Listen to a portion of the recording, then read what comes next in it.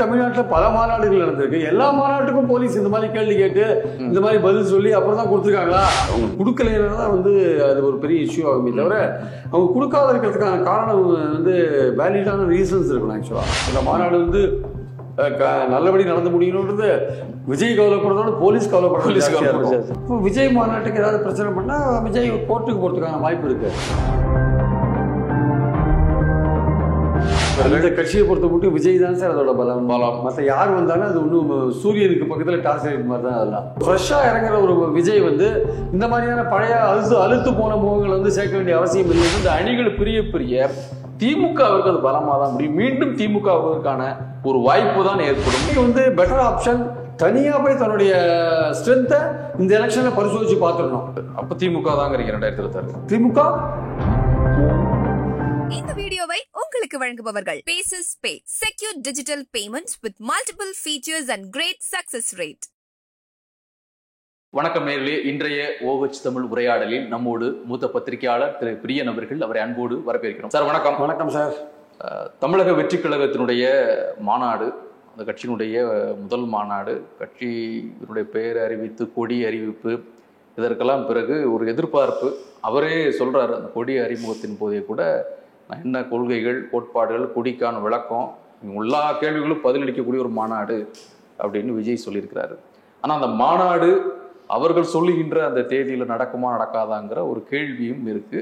அது குறித்து பல்வேறு செய்திகள், தகவல்கள் வந்துகிட்டே இருக்கு. உங்களுடைய பார்வையில இது எந்த தகவல்கள் உண்மையானது, அல்லது ஏதேனும் ஒரு வதந்தி மாதிரி அதிகப்படியான சில விஷயங்கள் பரப்பப்படுது? இதற்கு பின்னால் ஏதாவது அரசியல் அப்படி கூட எடுத்துக்கலாம். இல்லை, ஆக்சுவலாக முதல் மாநாடு நடத்துறதுன்னு விஜய் முடிவு பண்ண பிறகு அவர் பல இடங்கள்ல எந்த இடம் சர்ச் பண்ணி பார்த்தாரு. சேலம்லாம் போய் பார்த்தாங்க, திருச்சியெல்லாம் பார்த்தாங்க. அதெல்லாம் அவங்களுக்கு சரியா வரல. ப்ராபபிளி அப்போ என்ன வதந்தி வந்ததுன்னா, இந்த மாநில அரசு ஏதோ கொடுக்க மாட்டேன்றாங்க, சடங்குகள் ஏதோ செய்கிறாங்க, அதுக்கு தடை போடுற மாதிரியான விஷயங்கள், அல்லது அதுக்கு ஏதோ பிரச்சனை பண்ணுற மாதிரியான ஒரு விஷயத்த மாநில அரசு பண்ணுறாங்க அப்படின்ற மாதிரி ஒரு வதந்திலாம் முதலாக வைத்து, சரி, இந்த தாவேக்காவோட ஆட்கள் ஆஃப் த ரெக்கார்டில் பேசும்போது பிரஸ்ட்டை சேலம் கலெக்டர் எப்படி சொல்லிட்டாரு, இவர் அப்படி சொல்லிட்டாரு, திருச்சியில் எப்படி சொல்லிட்டாங்கன்னு இந்த ஸ்டேட் கவர்மெண்ட்டை குறை சொல்கிற மாதிரி ஓப்பனாக இல்லை, ஆஃப் த ரெக்கார்டாக சொல்லியிருந்தாங்க. சரி. இப்போ கடைசியில் விக்கிரவாண்டியில் இடம் பார்த்தாங்க. விக்கிரவாண்டியில் எல்லா ஹவுஸ் ஓனர்ஸ்டையும் வாங்கி கிட்டத்தட்ட ஒரு 100 ஏக்கர் வாங்கி அது விழுப்புரம் சூப்பர்ட்டு அப்ளை பண்ணியிருக்காங்க. அவங்க ஒரு 21 கேள்வி கேட்டிருக்காங்க. மாநாட்டுக்கு எவ்வளோ பேர் வருவாங்க, எவ்வளோ சேர் போடுவீங்க, எத்தனை பேனர் வைப்பீங்க, காரெல்லாம் எப்படி வரும், காரெல்லாம் எப்படி போகும், உணவு ஏற்பாடு என்ன பண்ணிருக்கீங்க, பெண்களுக்கு என்ன பாதுகாப்பு இருக்கு, இப்படி ஒரு 21 கேள்வி. இது எல்லாருக்கும் கேட்குற கேள்வி தானே? அதுதான் கேள்வி. இந்த 21 கேள்விங்கிறது வழக்கம் ஒரு பெரிய மாநாடு நடக்கும்போது காவல்துறை வைக்கக்கூடிய வழக்கமான ஒரு கேள்வி. ஆனால் இது முதல் முறை நமக்கு வெளியே தெரியுதா, இல்லை என்ன இந்த நடைமுறைன்னு கேட்குறேன். இல்லை, இந்த மாதிரி விஷயங்கள்லாம் நமக்கு இதுவரை வெளியில் தெரியலன்றதான் உண்மை. இந்த மாதிரிலாம் விஷயம்லாம் அது அதே விழுப்புரத்தில் சரி மதிமுக மாநாடு நடந்திருக்கு, திமுக மாநாடு நடந்திருக்கு. நானும் பத்திரிகையாளர் அதில் கலந்துட்டு இருக்கேன். ஆனால் அந்த மாநாட்டுக்கு முன்னாடிலாம் போலீஸ் எப்படி ஆளுங்கட்சியாக இருக்கும்போது இதெல்லாம் கேட்பாங்களா மாட்டாங்களான்னு நமக்கு தெரியல. ஆக்சுவலாக ஒரு அனுமதி கேட்கும்போது, சார், ஒரு கட்சியிலேருந்து அனுமதி கேட்கும்போது இந்த மாதிரி மாநாடு நடத்துகிறோம், இது இவ்வளவு பேர் கலந்துப்பாங்க, இதுக்கான ஏற்பாடுகளை நீங்க செய்து கொடுக்கணும், காவல் அப்படிதான் ரிக்வெஸ்ட் இருக்கும். அந்த லேண்ட் டீடைல் கொடுப்பாங்கல்ல, அந்த லேண்ட் சோக்கு சொந்தமானது அவங்க வில்லிங்னஸ் கொடுத்துருக்காங்க. அந்த லேண்டில் நாங்கள் மாநாடு நடத்த போகிறோம், அது எவ்வளவு பேர் வரதுக்கான வாய்ப்பு இருக்கு. முதல்ல அந்த நம்பர் தானே மெயினா இருக்கு. எவ்வளவு நம்பர் தான், எவ்வளவு பேரை மேனேஜ் பண்ண முடியுமா? இப்போ இதனால நேஷனல் ஹைவேஸ்ல டிராபிக் டிஸ்டர்ப் ஆகுமா அப்படின்றதான் பாயிண்ட். சரி, ஏன்னா வேறு பல மாநாடுகள் பல்வேறு இடங்கள் நடந்த போது நேஷனல் ஹைவேஸ்ல இப்போ டிஸ்டர்ப் ஆகுது. இப்போ கூட இளைஞரணி மாநாடு உதயநிதி நடத்தினார் சேலத்துல. அங்க இது மாதிரி எல்லாம் கேள்வி கேட்டாங்களா இல்லையா நமக்கு இதுவரை ஒண்ணுமே தெரியல ஆக்சுவலா. சரி, ஆனா இப்போ இதெல்லாம் தெரியுது அப்படின்னா என்ன காரணம்? இதுதான் ஒரு வித்தியாசமான ஒரு விஷயமா நான் பாக்குறேன். சரி, விஜய் ஒரு கட்சி ஆரம்பிச்சிருக்காரு, ஒரு மாநாடு நடத்துறாரு.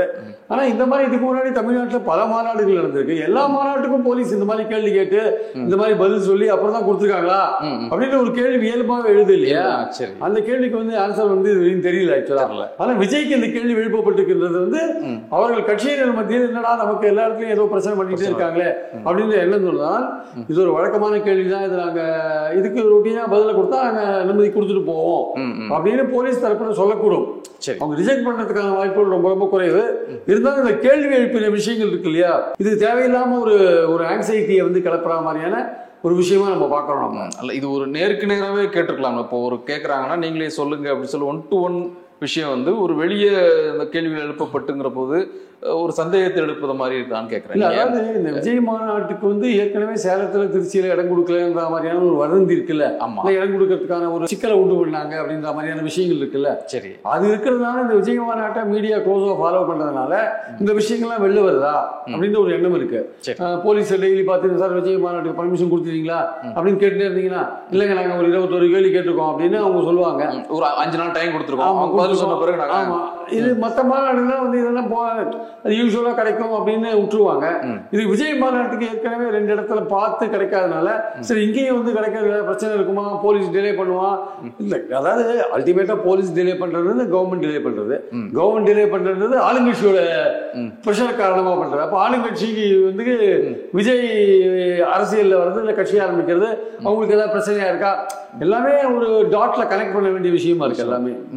சோ அதனால நமக்கு என்னன்னா இது யூஸ்வலான கொஸ்டின்ஸ் தான். அது வந்து பதில் சொன்னா உடனே பர்மிஷன் கொடுத்துருவாங்கன்றதா நம்மளுடைய பாயிண்ட். எந்த காரணத்தாலே அவங்க ரிஜெக்ட் பண்றாங்கன்னு வச்சுக்கோங்களேன், அது இல்லைங்க நேஷனல் ஹைவேஸ் பக்கத்துல இருக்கு, இதனால வந்து போக்குவரத்து வந்து தடை உண்டாகும், உங்க வண்டியெல்லாம் இங்க வந்து ஜாம் பண்ணும், டிராபிக் ஜாம் ஆயிடும். அந்த கேள்விக்கு ஒரு பதில் கொடுத்து அந்த பதிலுக்கு இன்னொரு அவங்க ஒரு சில கேள்வி கேட்டு சரி இந்த மாதிரி ஆச்சுனாதான் இது ஏதோ உள்ள ஏதோ பிரச்சனை இருக்கு, நடக்கும் நடக்காது அப்படிங்கிற மாதிரி கேள்வி. அதுக்கு வந்து விஜயே போயிட்டு ஏதோ விஜயோட ஆட்கள் எல்லாம் போய் ஜோசியரை பார்த்தாங்க கடலூர்ல. சரி, தள்ளி போடலாமா இல்லையா, மாநாடு நடத்துறது கரெக்டான டேட் தானே என்ன ஏது அப்படின்னு செக்அப் பண்ணாங்கன்ற மாதிரி விஷயங்கள்லாம் இருக்கு. ஸோ அதனால வந்து சினிமாக்காரங்கன்னா ஜோசியம் பார்க்கறது இயல்பு தானே. அது வந்து 4 நட்சத்திரம்லாம் அவங்க பார்ப்பாங்க கரெக்டா. அதெல்லாம் சினிமாக்காரங்களுக்கு அது முக்கியமான விஷயம். அது நமக்கு இன்னும் ஆட்சேபம் இது கிடையாது, நமக்கு இன்னும் அது ஆச்சரியம் கிடையாது. பாயிண்ட் என்னன்னா வந்து போலீஸ் வந்து எல்லோருக்கும் கேட்கற மாதிரியான கேள்விகள் தான் கேட்டிருக்காங்களா இல்ல வித்தியாசமா இவருக்கு மட்டும் தான் கேட்டிருக்காங்களான்னா மற்றவங்களுக்குலாம் கேட்டது நமக்கு தெரியாத போது இது நமக்கு தெரியாத போது இந்த மாதிரி சந்தேகங்கள் எழுதா. இல்லை சார், இப்போ நீங்கள் இதே கொஞ்சம் நம்ம இப்போ விமர்சனமாக இல்லாமல் கொஞ்சம் பாசிட்டிவாக பார்த்தோம்னீங்களா, ஒரு கட்சியோட மாநாடு, நீ எந்த கட்சியாக இருக்கலாம், நீங்கள் சொன்ன மாதிரி மதிமுகவாக இருக்கலாம் அல்லது திமுகவாக இருக்கலாம் அல்லது பிற கட்சிகளாக இருக்கலாம், கட்சியோட மாநாடு அப்படிங்கிற பொழுது அவங்கள்ட்ட ஒரு பெரிய ஒரு திட்டமிடல் இருக்கும்.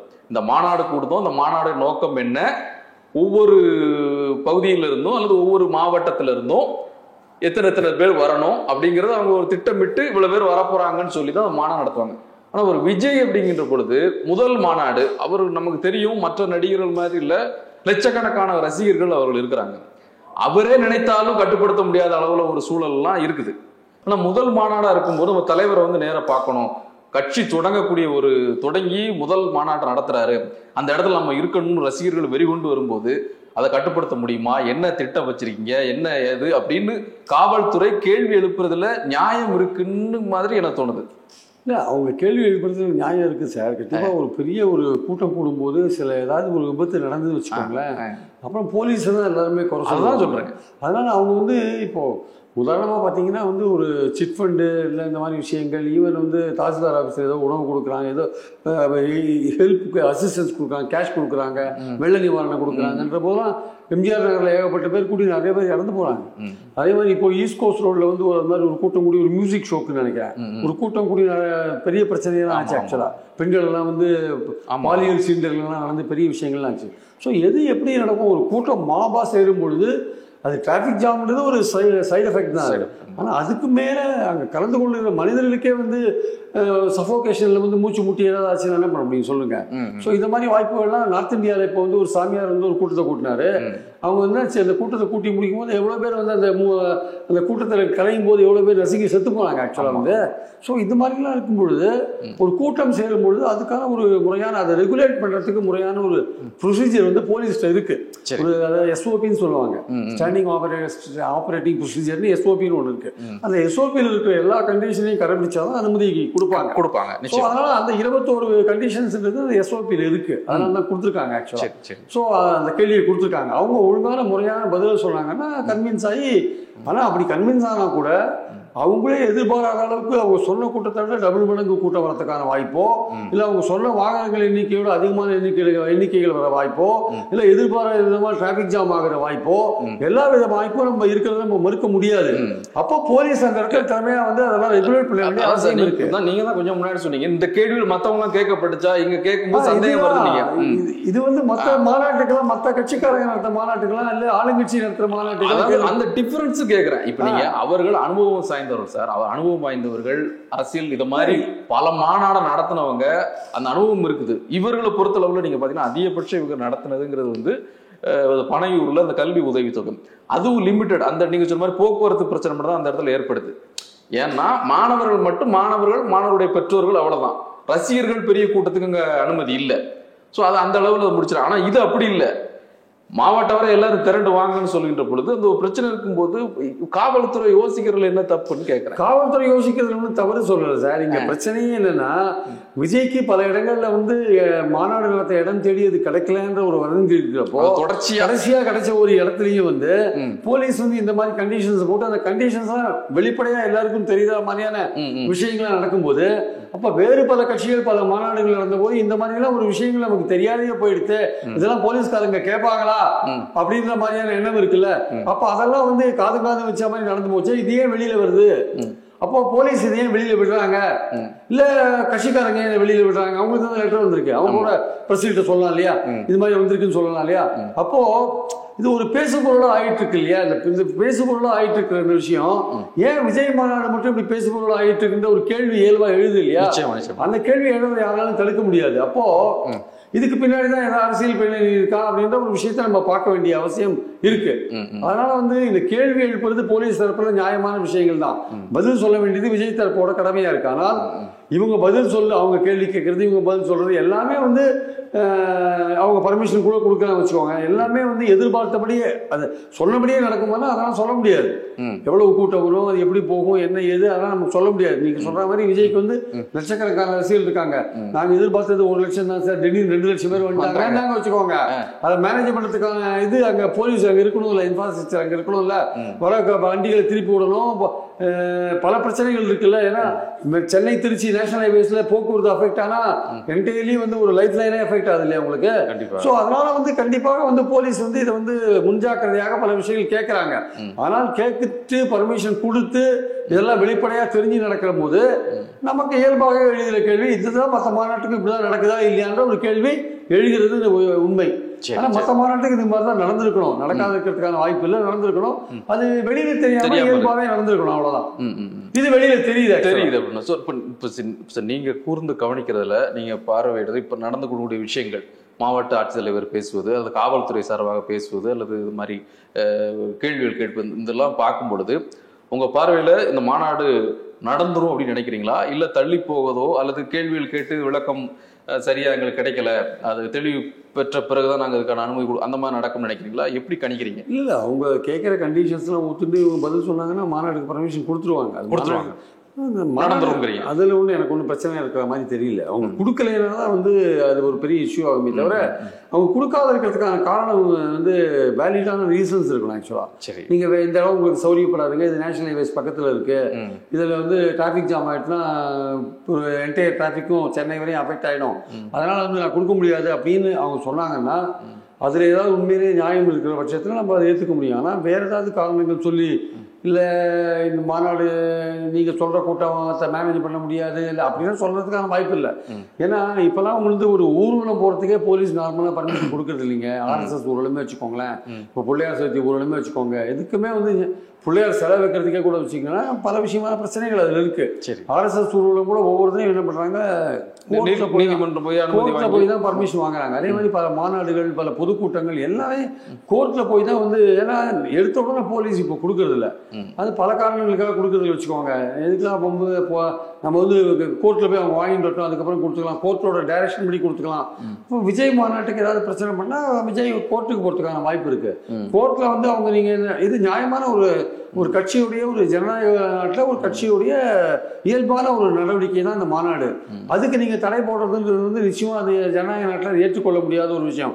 அதை எப்படி நடத்துறதுன்னு தான் நம்ம பார்க்கணுமே தவிர எப்படி தடை போடுறது, அது அதை மாநாட்டை நிறுத்துறதுன்னு யாரும் யோசிக்க மாட்டாங்க. அதை எப்படி நடத்துறது அப்படின்றதான் பாயிண்டிங். ஆக்சுவலா இப்போ நடத்துறதுக்கு என்னென்ன பண்ணணுமோ அதெல்லாம் பண்ணணும்.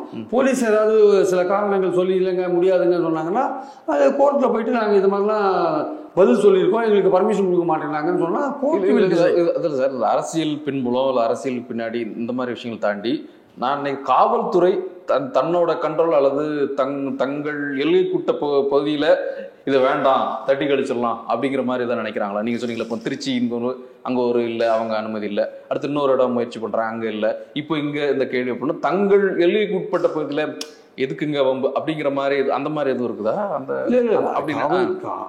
அது காவல்துறை நம்ம ஏரியாவில் நடக்க வேண்டாம், வேற எங்கேயா நல்லா பரவாயில்ல அப்படின்ற மாதிரி அவங்க நினைக்கிறாங்களா நீங்க எனக்கு தெரியல. அவங்க அது மாதிரி நினைக்கக்கூடிய வாய்ப்புகள் இல்லை. ஒரு அரசியல் கட்சி எல்லா இடத்துலையுமே போலீஸுடைய அந்த கண்டிஷன்ஸை வந்து ஃபுல்ஃபில் பண்ணாங்கன்னா எந்த இடத்துல வேணா வந்து அவங்க நடத்தலாம். சரி, என்னுடைய பார்வை என்னன்னா வந்து விஜய் கட்சி நடத்துகிற மாநாட்டுக்கு வந்து நீங்கள் இயல்பாகவே வந்து ஒரு ரூல் படியே வந்து நடத்த முடியாத அப்படி ஒரு லெவல் இருக்குது. அவங்களால வந்து இந்த இடத்துல விதிப்படி அவங்களால செயல்பட முடியாது, இல்லை விதிப்படி அந்த மாநாட்டுக்கு ஏற்பாடுகள் இல்லை வச்சுக்கோங்களேன். அதை நீங்கள் நிறுத்தினா கூட அது அரசியல் ரீதியான ஒரு சாயம் தான் கொடுக்கப்படும். ஆக்சுவலாக ஏற்கனவே வந்து விஜய் வந்து ஆளுங்கட்சிக்கு எதிராக தான் கட்சி ஆரம்பிச்சிருக்காருன்ற ஒரு பேச்சு அடிபட்டு இருக்கிற சூழல்ல நீங்கள் வந்து ஒரு நியாயமாக நடந்துட்டு போலீஸ் வந்து இல்லைங்க இதுக்கு பர்மிஷன் கொடுக்க முடியாது, இது மாதிரி இருக்குன்னு ஏதாவது சொன்னாங்க வச்சுக்கோங்க, அது கூட அரசியலா மாறும். அது ஆக்சுவலா சரி, விஜய்க்கு பாசிட்டிவா விஜய் ஏன் இந்த கவர்மெண்ட் இப்படி பண்ணுதுன்னு கேட்கிற லெவல்ல வரும் ஆக்சுவலா. அதனால இது வந்து போலீஸ்க்கு வந்து ஒரு சிக்கலான விஷயம். அது நீங்க சொல்ற மாதிரி அவங்க வந்து ஐயோ நம்ம என்னடா இது, அவங்களுக்கு என்னன்னா ஆளுங்கட்சி டைரக்டா வந்து அவங்க கிட்ட வந்து இது எப்படியாவது தடுத்து நிறுத்தப்பாரு அப்படி இப்படின்னு சொல்லிருப்பாங்கன்னா நமக்கு தெரியாது, அதுக்கான ஆதாரம் நம்ம கிட்ட கிடையாது. ஆனால் போலீஸ் வந்து அவங்களுக்கே வந்து இவ்வளவு பெரிய கூட்டத்தை நம்ம மேனேஜ் பண்ணணும், எந்த விதமான பிரச்சனையும் இல்லாம நம்ம இது சட்டம் ஒழுங்கு பிரச்சனை இல்லாம நம்ம எடுத்துட்டு போகணும் அப்படின்ற கவலை அவங்களுக்கு இருக்கும் இல்லையா. எது ஒண்ணு ஆச்சுனாலுமே இந்த கவர்மெண்ட்டுக்கு தானே கெட்ட பேர் வரும்.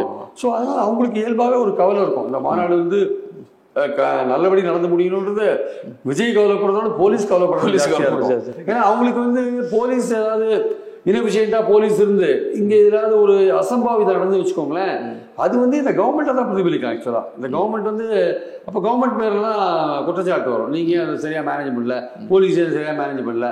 அப்போ போலீஸ் இப்போ இவ்வளவு விஷயங்கள் கேட்டிருக்காங்கல்ல, 21 கேள்வி கேட்டிருக்காங்கல்ல, இப்போ 21 கேள்வி கேட்டது நியாயம் தான் தோணுங்க. ஆமா அவங்க எல்லாம் கம்ப்ளீட்டா திருப்தி அடைஞ்ச பிறகுதான் கொடுப்பாங்க அப்படின்னு. இதுல என்ன சிக்கலான பிரச்சனை என்னன்னா அவங்க கம்ப்ளீட்டா திருப்தி அடையல, அதனால கொடுக்கல வச்சுக்கோங்க, அது அரசியல் ரீதியா விஜய் பேசுறதுக்கு வசதியா இருக்கும். இப்போ நீங்க சொன்னதுல இருந்தே வரும் சார். அப்ப அந்த மாநாட்டுல இப்போ மாநாடு நீங்க சொன்ன மாதிரி நடப்பதற்கான வாய்ப்புகள் அதிகம் இருக்கு, நடக்கு அப்படின்னு சொன்னா அதோடைய பேச்சு அப்படிங்கிறது வந்து இது இப்படிதான் இருக்குமோ, ஒரு ஆளுங்கட்சிக்கு எதிரான அல்லது நம்ம எவ்வளவு தடைகளை தாண்டி நம்ம இதெல்லாம் பண்றோம் அப்படிங்கிற மாதிரியான கண்டிப்பா பேசுவாங்க சார்.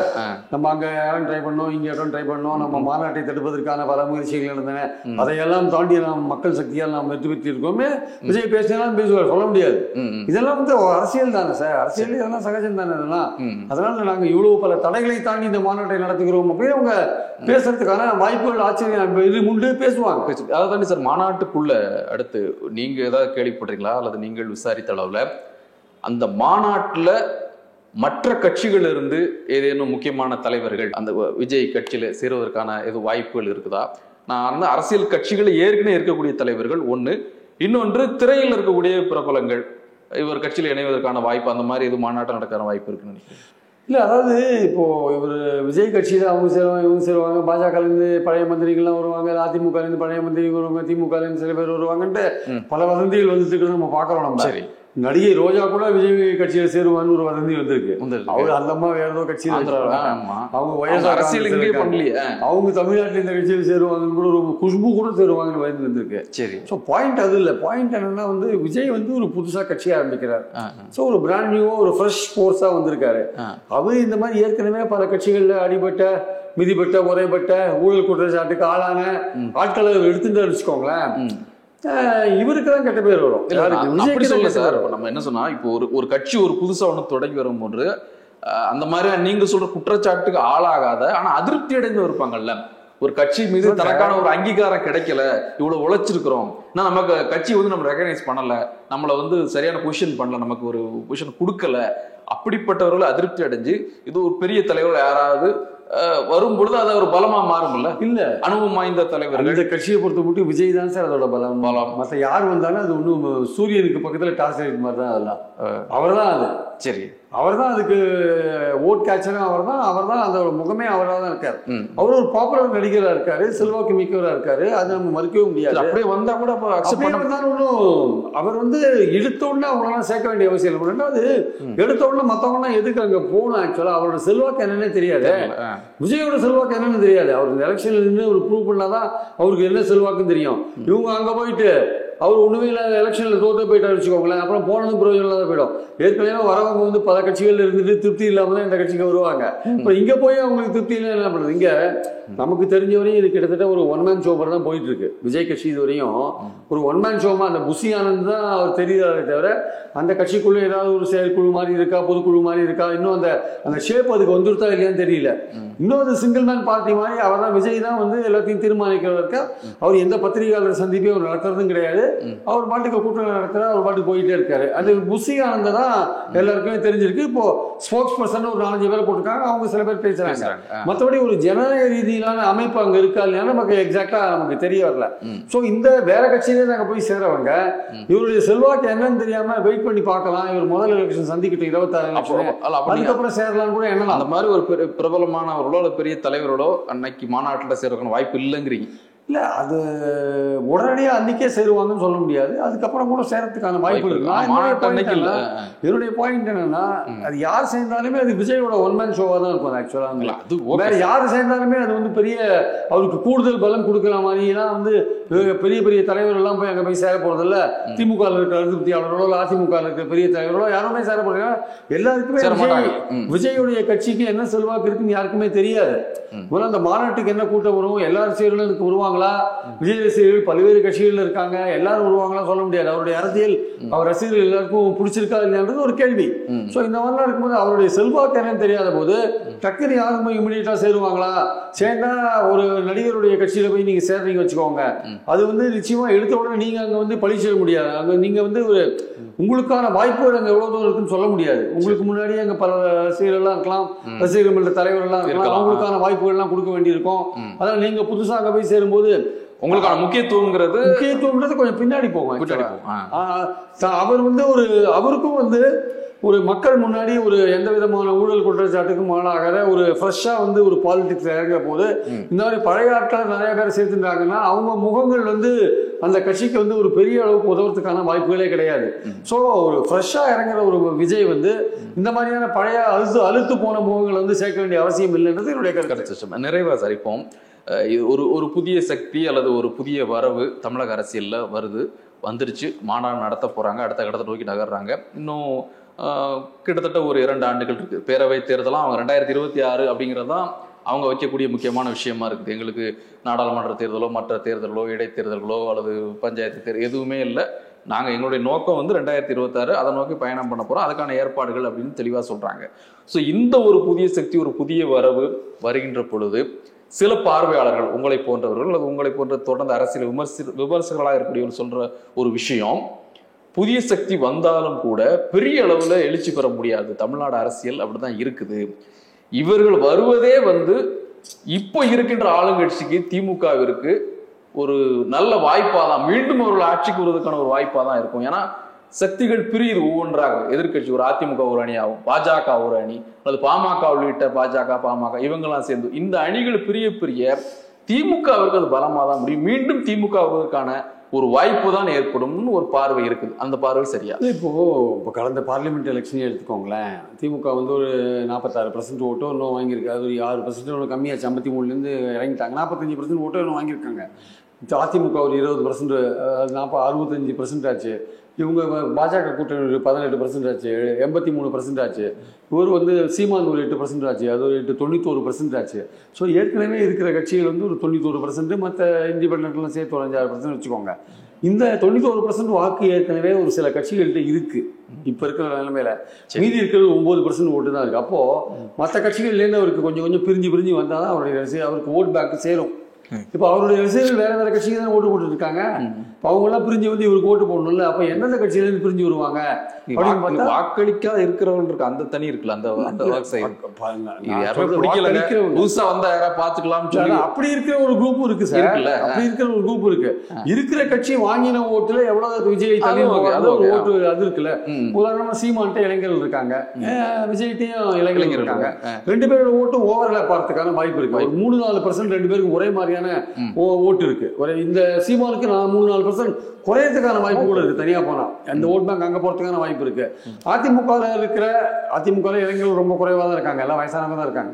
அங்க இருக்கிற கொஞ்சம் மிச்சல் சொச்ச இளைஞர்கள் யாராவது சரி நம்ம இந்த கட்சியில இருந்து பிரயோஜனம் இல்லை, இது ஏற்கனவே தோத்து போயிட்டு இருக்கு, இவங்க ஒண்ணு சேர்ற மாதிரியும் தெரியல, நம்ம ஒரு புதிய சக்திக்கு போறாங்கன்னா அங்கேருந்து போறதுக்கான வாய்ப்புகளும் இருக்கு. அதே மாதிரி வேறு பல கட்சிகள் திமுக கூட வாய்ப்பு கிடைக்காத இளைஞர்கள் கூட இங்க எல்லாமே மந்திரிக்கு பையங்க வராங்க, அவங்க வராங்க, இவங்க வராங்க, நமக்கான வாய்ப்பு ரொம்ப குறைவா இருக்கு, நம்ம போய் அங்க போய் ஜாயின் பண்ணிக்கலாம் லோக்கல்ல அங்க போய் அப்படின்னு என்ற எண்ணம் கூட இருக்கலாம். பாஜக இருக்கிற இளைஞர்கள் கூட சில பேர் மதவாதம் பிடிக்காத இளைஞர்கள், மோடியை பிடிச்சி போனவங்க திருப்பி நம்ம ஊர்ல அவங்க விஜய் ரசிகர்களா இருக்கலாம். ஒருவேளை விஜய் நம்ம விஜய கட்சி ஆரம்பிச்சிட்டாங்க, திருப்பி அவங்க டீம் போகலாம். அவங்க மோடியை ஓட்ட போட்டுருக்கலாம், ஆனா விஜய் ரசிகர்களா இருப்பாங்க. சரி விஜய் நம்ம தலைவரே கட்சி ஆரம்பிச்சாங்க அப்படி அங்க போலாம், அங்கேயும் போலாம். பல்வேறு வகையில் அவருக்கு ஓட்டு சேர்றதுக்கான வாய்ப்பு இருக்கு. அப்படி பார்க்கும்போது எனக்கு தெரிஞ்சு ஒரு 10-12% ஓட்டு வரையும் வாங்குறதுக்கான வாய்ப்பு அவ்வளவுதான் அவர் வாங்குவார். அதுக்கு மேல வாங்குறதுக்கான வாய்ப்புகள் ரொம்ப ரொம்ப குறைவு என்பது என்னுடைய கருத்து. அது எம்ஜிஆரே முதல் தடவை போட்டி போடும்போது 30-31% தான் வாங்கினார். ஆக்சுவலா ஆட்சிக்கு வந்தாரே தவிர 31%க்குள்ளே அவர் நின்றார். ஸோ இவர் வந்து ஒரு 10-12% மேல வாங்குறதுக்கான வாய்ப்புகள் கிடையாது. ஸோ இவர் வந்து அது கூட வந்து முதல் எலெக்ஷன்ல அவர் நின்று அதை ப்ரூவ் பண்ணி காமிக்கணும் அவருக்கு என்ன ஓட் பர்சன்டேஜ் இருக்குன்னு. அப்புறம் தான் அவரை நம்பி எல்லாருமே போவாங்க. ஆக்சுவலா அது யாரும் போக மாட்டாங்க. அதனால முதல் எலெக்ஷன்ல ஒரு தனியா நிக்கிறதா பெட்டர். கூட்டணியை விட தனியா நின்று அவருக்கான ஓட் பேங்க் என்னன்னு தெரிஞ்சுட்டாதான் அவருக்கே ஃபியூச்சர் பிளான் பண்ண முடியும். ஆக்சுவலா அவரு எதிர்கால திட்டங்களை வகுக்கிறது வந்து தன்னுடைய பலன் என்னன்னு தெரிஞ்ச பிறகுதான் எதிர்கால திட்டத்தை அவர் வகுக்க முடியும். 2026 தனிச்சு நின்று அவர் ஒன்றும் ஒரு தனிச்சு நின்று அவர் பலத்தை தெரிஞ்சுக்கணும் முதல்ல. அவ்வளவுதான். அவரால் எங்கேயாவது செக் பண்ண முடியும். வேற விஜயகாந்த் மாதிரி ஒரு எம்எல்ஏ 2 எம்எல்ஏ வின் பண்றதுக்கான வாய்ப்புகள் எங்கேயாவது இருக்கலாமே தவிர மற்றபடி பலத்தை செக் பண்றதுக்காக தான் 26 அவர் பயன்படுத்தணும். அதுக்கப்புறம் 29 பார்லிமெண்ட் 31 அசம்பிளி போகும்போது ஒரு ஃபுல் ஃபிளெட்ஜ்டா அவர் வந்து போறதுக்கான வாய்ப்பு இருக்கு. இவருடைய பலமும் அப்ப தெரிஞ்சிடும். எது பலவீனம் எது பலம், நம்ம இன்னும் என்ன பண்ணணும் போன்ற விஷயங்கள் தெரிஞ்சு அதுக்கேற்ற மாதிரி அவர் காய்களை நகர்த்தலாம். அவர் திமுக தான் அவருக்கு எதிரியா இருக்க போறதா, இல்ல சென்ட்ரல்ல பாஜகவும் எதிரியா இருக்க போறதா, இல்ல அதிமுகவோட எப்படி மூவ் பண்ண போறாரு, சீமானோட ஒரு கூட்டணி, சீமான் கூட்டணி இல்லைன்ட்டாரு. இப்போ அடுத்தது எப்படி ஒருவேளை எலெக்ஷன் இருக்கும்போது அவங்க 2 பேரும் எப்படி சேருவாங்களா மாட்டாங்கன்னு தெரியாது. ஸோ இதனால வந்து பல விஷயங்கள் இருக்கு. இருந்தாலும் எது எப்படி இருந்தாலுமே விஜய் இந்த எலெக்ஷனை பொறுத்த மட்டும் தனியா போய் அவருடைய பலத்தை தெரிந்து கொள்வது அவருக்கும் அவருடைய கட்சியின் எதிர்காலத்துக்கும் நல்லது. நீங்க வேற ஒரு கட்சியோட சேர்ந்துட்டீங்க வச்சுக்கோங்க, அந்த கட்சிக்காரன் கிளைம் பண்ணுவாங்க கடைசியில நான் சேர்ந்த விஜய்க்கு எவ்வளவு ஓட்டு விழுந்துன்னு சொல்லுவான். நீ சொல்றா பாருங்க, நம்ம ஜெயக்குமார் சொல்றாரு பாருங்க, பாஜகவுக்கு 4 எம்எல்ஏ சீட்டு எங்களால தான் கிடைச்சிருந்தாரு. அதுக்கு ராமசீனிவாசன் என்ன சொல்றாரு, அப்போ நாங்க எங்களால தான் உங்களுக்கு 65 சீட் கிடைச்சது, நாங்க போட்ட பிச்சைன்னு அவர் திருப்பி சொல்றாரு. அப்ப யார் ஓட்டு யாருக்கு விழுந்துன்னு தெரியாது. இவங்க ஓட்டு அவங்களுக்கு விழுந்திருக்கோம், அவங்க ஓட்டு இவங்களுக்கு விழுந்திருக்கோம். ஆனா அடிப்படையாக என்ன பார்க்கணும், கோயம்புத்தூர்ல ஏன் நீங்க வாங்கல, ரெட்டையில ஏன் பின்னாடி போச்சு, அண்ணாமலைக்கு பின்னாடி போச்சு, ஏன் வந்து தேனியில பின்னாடி போச்சு அப்படின்னு கேட்டா அப்போ ரெட்டையில பலவீனமா இருக்குன்ற ஒரு விஷயத்தை நம்ம புரிஞ்சுக்கலாம். 65 எம்எல்ஏ இருக்காங்க, அந்த 65 எம்எல்ஏ தொகுதியில நீங்க முன்னுக்கு வந்திருக்கணும் இல்லையா, ஏன் வரலான்னு ஒரு கேள்வி ராமசீனிவாசன் கேட்கிறாரு. கரெக்டான கேள்வி. அப்போ ஓட்டு டிரான்ஸ்பர் ஆகுது இப்படியும் போது அப்படியும் போது. அப்போ விஜய் யார் கூட சேர்ந்தாருன்னா நாம் தமிழர் கூட சேர்ந்தா வச்சுக்கோங்க, நாளைக்கு சீமா என்ன சொல்லுவாரு, எங்க கூட சேர்ந்ததுனாலதான் உங்களுக்கு இவ்வளவு ஓட்டு வந்தது. அப்போ அந்த மாதிரி பிரச்சனை எதுக்கு எதிர்கொள்ளணும்? ஸோ விஜய்க்கு வந்து பெட்டர் ஆப்ஷன் தனியாக போய் தன்னுடைய ஸ்ட்ரென்த்தை இந்த எலெக்ஷன்ல பரிசோதிச்சு பார்த்துடணும். அதுக்கப்புறம் நீங்க ஃபியூச்சர் பிளான கூட்டணி போன்ற விஷயங்கள்லாம் அடுத்த எலெக்ஷன்ஸ்ல நீங்க டிசைட் பண்ணிக்கலாம். அதுதான் அவருக்கான ஒரே வழி என்பது என்னுடைய கருத்து. அப்ப திமுக தாங்கிறீங்க 2026. திமுக 2026 அப்ப திமுக ஓட்டுகள் அவருக்கு திமுகவுக்கு எதிரான ஓட்டுகள் பல விதமா பிரியும் பொழுது கண்டிப்பாக திமுகவுக்கு அட்வான்டேஜ் இருக்கு. திமுகவுக்கு அட்வான்டேஜ் இருக்கு. திமுக கூட்டணி பலமா இருக்கு. திமுகவுக்கும் அதனுடைய பல வெல்ஃபேர் ஸ்கீம்ஸ் மூலமா பெண்கள் ஓட்டெல்லாம் அதிகமா வந்துட்டு இருக்கிறத பாக்குறோம். அதுக்கு ஆன்டி இன்குபன்சி இருந்தா கூட திட்டங்கள் மூலமாக அந்த ஓட்டை வந்து காம்பன்சேட் பண்ணி ஓரளவுக்கு வாங்கிட்டு இருக்கிறத நம்ம பாக்குறோம் நம்ம. அதனால வந்து ஆனா அதே சமயம் அதிமுக பாஜக போன்ற கட்சிகள் வந்து திமுகவை தோக்கடிக்கணும்னு ஒண்ணு சேர்ந்தா வச்சுக்கோ. இப்ப பலவிதமான கருத்து வேறுபாடுகள் போயிட்டு இருக்கு. எலெக்ஷன் இருக்கும் போது இல்ல திமுகவை தோக்கடிக்கணும், நம்ம ஒண்ணு சேரணும் அப்படின்னு சீமானும் அதிமுகவும் பாஜகவும் எல்லாம் ஒன்னா சேர்ந்து மெகா கூட்டணி அமைக்கலாம்னு முடிவு பண்ணிட்டாங்க வச்சுக்கோங்க. ஏன்னா மோடிக்கு எதிராக இந்தியா கூட்டணி இது நடக்கலையா, பண்ணாங்கல்ல. சில மாநிலங்கள்லாம் சேர்ந்தாங்க இல்லையா, யூபியில சேர்ந்தாங்க, பீகார்ல சேர்ந்தாங்க, சில மாநிலங்கள்ல சேர முடியல. ஸோ இங்க திமுகவை தோக்கடிக்கணும்னா அவங்க கூட்டணி பலமா இருக்கு, நம்ம என்ன விதமான கருத்து வேறுபாடு இருந்தாலும் பரவாயில்ல, திமுகவை நம்ம தோக்கடிக்கலாம், கூட்டணி கவர்மெண்ட் கூட ஃபார்ம் பண்ணிக்கலாம் அப்படின்னு ஏதோ ஒரு முடிவு எடுத்தாங்க வச்சுக்கோங்க. அப்போ வந்து விஜய் கொஞ்சம் சைட்லைன் ஆவார். விஜய் கொஞ்சம் சைட்லைன் ஆகி அவருக்கு போற ஓட்டு கொஞ்சம் குறையறதுக்கான வாய்ப்பு இருக்கு. எல்லாருமே தனித்தனியா நிற்கும் போது விஜய் தனக்கான ஓட்டை வந்து கரெக்டா கணிக்க முடியும், தனக்கு வர ஓட்டை வச்சு. ஒரு கூட்டணி ஒரு மெகா கூட்டணி ஃபார்ம் பண்ணி விஜய் தனியா நின்று திமுக தனியா நிற்கும் பொழுது போட்டின்றது வந்து திமுகவுக்கும் அந்த மெகா கூட்டணிக்கு நடுவில் அமைஞ்சிடும். விஜய் வந்து ஓரங்கட்டப்படுவார். ஆக்சுவலா அது மும்முறை போட்டியில விஜய்க்கான ஓட்டுகள் குறையறதுக்கான வாய்ப்பு கூட இருக்கு. ஸோ திமுகவை தோக்கடிக்கணும் இந்த மெகா கூட்டணிக்கு போட்டாதான் உண்டு. விஜய் வந்திருக்காரு, பட் அவரால் வந்து திமுகவை தோக்கடிக்க முடியாது அப்படின்ற எண்ணத்துல இந்த மெகா கூட்டணிக்கு ஓட்டு போடுவாங்க. ஸோ அந்த அரசியல் சூழல் 26 அரசியல் சூழல் எப்படி இருக்குன்னு தெரியாது. இன்னைக்கு இருக்கிற சூழலே கண்டினியூ ஆச்சுன்னா ஓட்டு 4 அணியா நிற்குது. பாஜக ஒரு அணி, அதிமுக ஒரு அணி, சீமான் ஒரு அணி, விஜய் ஒரு அணி அப்படி நிற்கும் போது ஓட்டுகள் 4 பிரிஞ்சு திமுக வெற்றி பெறும். அதுல விஜய் தனக்கு வர தன்னுடைய ஓட் பேங்க் என்னன்னு தெரிஞ்சுக்கிறதுக்கான வாய்ப்புகள் நிறைய கிடைக்கும். மிக்க நன்றி. இந்த வீடியோ உங்களுக்கு பிடிச்சிருந்தா லைக் பண்ணுங்க, ஷேர் பண்ணுங்க, கமெண்ட் பண்ணுங்க. மறக்காம OH தமிழ் சேனலுக்கு சப்ஸ்கிரைப் பண்ணுங்க.